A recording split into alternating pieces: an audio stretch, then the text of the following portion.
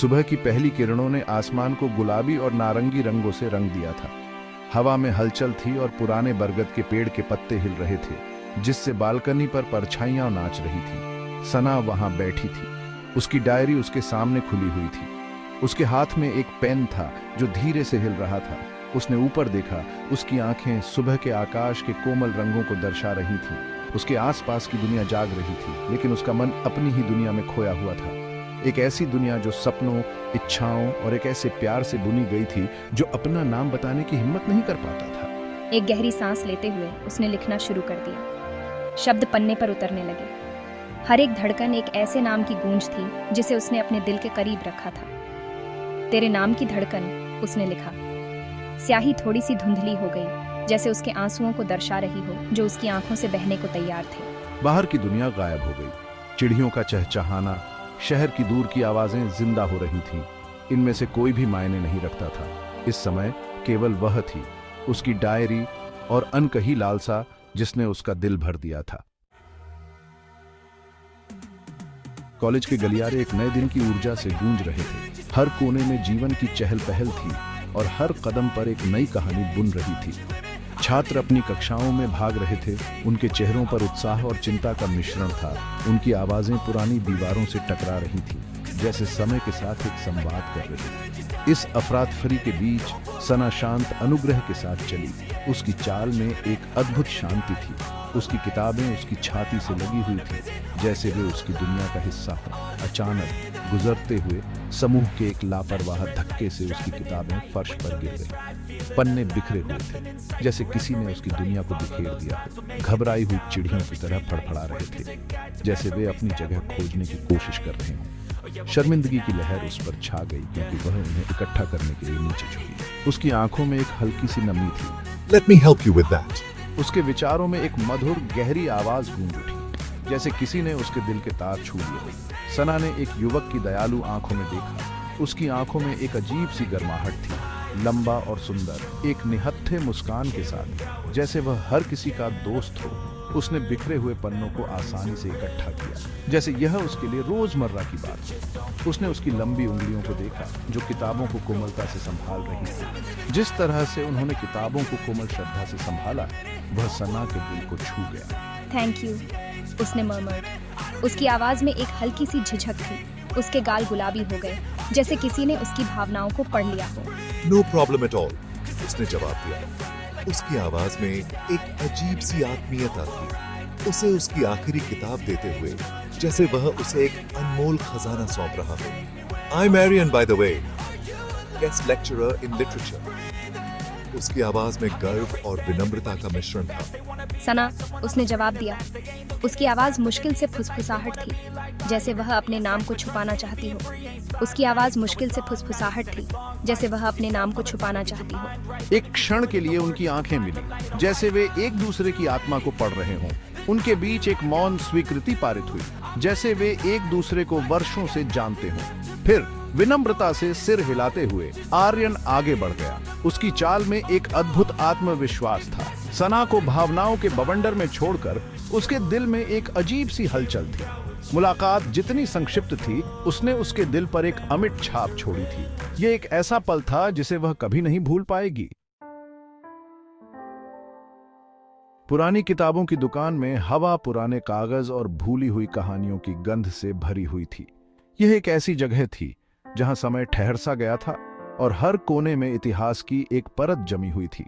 धूल भरी खिड़कियों से सूरज की रोशनी आ रही थी, जो एक जादुई माहौल बना रही थी, जो सभी आकार और आकार की किताबों से भरी अलमारियों को रोशन कर रही थी।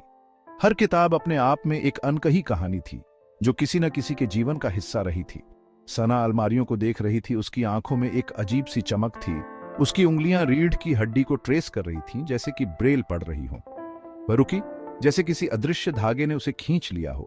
इश्क के खत, लेटर्स ऑफ लव नामक चमड़े से बने भारी खंड की ओर आकर्षित हुई। यह किताब बाकी किताबों से अलग लग रही थी, जैसे इसमें कोई खास राज छुपा हो। दिलचस्पी होने पर उसने उसे शेल्फ से हटा दिया और उसके वजन को महसूस किया। उसके पन्ने विरोध में चटक गए। जैसे ही उसने पन्ने पलटे, एक पुरानी खुशबू हवा में फैल गई, जैसे ही उसने फीकी स्याही और पीले पन्नों के माध्यम से देखा, उसे लगा जैसे वह किसी और समय में पहुंच गई हो। उसकी गहराई से कुछ फिसल गया। यह एक अप्रत्याशित खोज थी। यह एक छोटा सा सील बंद लिफाफा था। लिफाफा बहुत पुराना लग रहा था।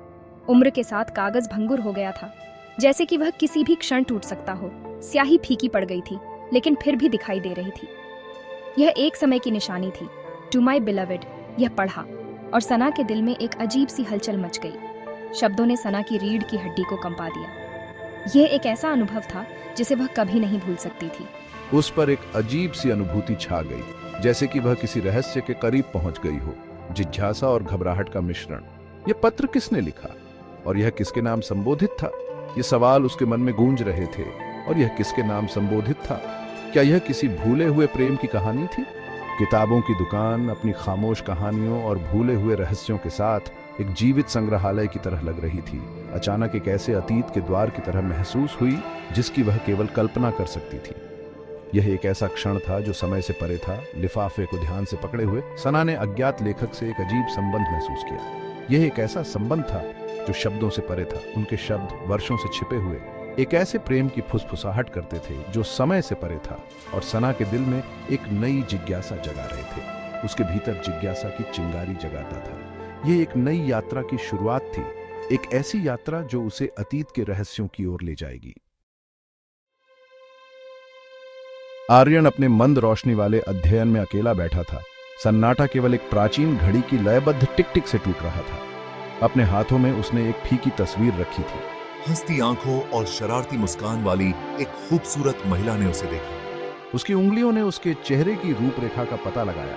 उसका दिल एक ऐसी लालसा से पीड़ित था जिसे समय कम करने में विफल रहा था। तस्वीर हंसी, चोरी की नजरों और एक ऐसे प्यार से भरे अतीत का द्वार थी जो चमकीला जलता था, लेकिन अंततः बुझ गया।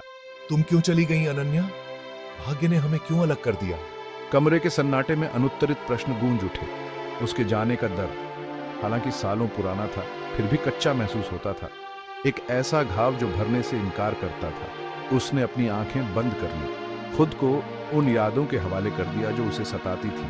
हर एक प्यार की एक मधुर याद दिलाता है जो बहुत जल्द खो गया। आर्यन जानता था कि वह हमेशा के लिए अतीत में नहीं रह सकता, लेकिन अनन्या को जाने देना उनके द्वारा साझा किए गए प्यार के साथ विश्वासघात करने जैसा लगा। इसलिए उसने उसकी स्मृति को थामे रखा। उसके दिल में एक मधुर पीड़ा जो उसके खोने की निरंतर याद दिलाती थी। कॉलेज का ऑडिटोरियम उत्साह से गूंज उठा। हर चेहरा उम्मीद और उत्सुकता से भरा हुआ था, जैसे कि वे किसी जादू के इंतजार में थे। यह वार्षिक साहित्य उत्सव था, शब्दों, रचनात्मकता और कहानी कहने की शक्ति का उत्सव। यह वह समय था जब विचारों का आदान प्रदान होता था और कल्पनाओं को पंख मिलते थे। सना मंच के पीछे खड़ी थी। उसका दिल उसकी छाती में जोरों से धड़क रहा था। उसके मन में कई विचार उमड़ रहे थे। क्या वह अपनी भावनाओं को सही तरीके से व्यक्त कर पाएगी? वह पहली बार अपनी कविता साझा करने वाली थी। उसके शब्द दुनिया को देखने के लिए नंगे पड़े थे। ये उसके लिए एक बड़ा क्षण था, एक ऐसा क्षण जो उसकी जिंदगी को बदल सकता था। एक गहरी सांस लेते हुए वह मंच पर चढ़ गई। हर कदम के साथ उसकी घबराहट और बढ़ती जा रही थी, लेकिन उसने खुद को संभाला। स्पॉटलाइट ने उसे पल भर के लिए अंधा कर दिया, लेकिन फिर उसने उसे देखा। वह जानती थी कि यह उसका क्षण था और उसे इसे पूरी तरह से जीना था। आर्यन आगे की पंक्ति में बैठा था। उसकी निगाह स्थिर और उत्साहजनक थी। उसकी उपस्थिति ने सना को एक अजीब सी शांति दी। उसकी घबराहट दूर हो गई। उसकी जगह एक नए आत्मविश्वास ने ले ली। उसने महसूस किया कि यह उसका समय था और उसे इसे पूरी तरह से जीना था। वह अपनी कविता का पाठ करने लगी। उसकी आवाज धीमी लेकिन स्पष्ट थी। हर शब्द उन अनकही भावनाओं से सराबोर था जो उसने उसमें डाली थी। उसकी आवाज में एक गहराई थी जो सीधे दिल को छू रही थी। तेरे नाम की धड़कन, एक अधूरा चिट्ठी, उसने शुरू किया। उसकी आवाज थोड़ी कांप रही थी, लेकिन हर शब्द के साथ उसकी आवाज में स्थिरता आ रही थी। कविता अनकहे प्रेम के लिए एक ओड उसके होठों से बहती हुई दर्शकों के मन में विशद चित्र चित्रित करती है। हर पंक्ति के साथ वह अपने दिल की गहराइयों को उजागर कर रही थी। आर्यन ध्यान से सुनता रहा। उसकी निगाहें उसके चेहरे से हटी नहीं। उसकी आंखों में एक अजीब सी चमक थी, जैसे कि वह हर शब्द को अपने दिल में बसा रहा हो। जैसे ही उसने बात की, उसे पहचान की एक अजीब सी अनुभूति हुई, जैसे कि वह जो शब्द बोल रही थी वह किसी तरह उससे जुड़े हुए थे। यह एक अद्भुत अनुभव था, जैसे कि वह उसके दिल की बात कह रही हो। उसकी आवाज में कच्ची भावना, उसकी आंखों में लालसा, यह उसकी अपनी अनकही भावनाओं को दर्शाती है। उसकी हर पंक्ति में एक गहराई थी जो सीधे दिल को छू रही थी। जब आखिरी शब्द फीका पड़ गया तो सभागार तालियों की गड़गड़ाहट से गूंज उठा। यह एक अद्भुत क्षण था जो सना के दिल में हमेशा के लिए बस गया। सना ने उनकी प्रशंसा की गर्मजोशी में नहाया, रिलीज की भावना महसूस की, जैसे उसके दिल से एक भार उठा लिया गया हो। यह उसके लिए एक नई शुरुआत थी, लेकिन यह आर्यन की निगाहें थी जो प्रशंसा और कुछ गहरे के मिश्रण से भरी हुई थी, जिसने वास्तव में उसके दिल को उड़ा दिया। उसकी आंखों में एक गहराई थी जो सना के दिल को छू गई।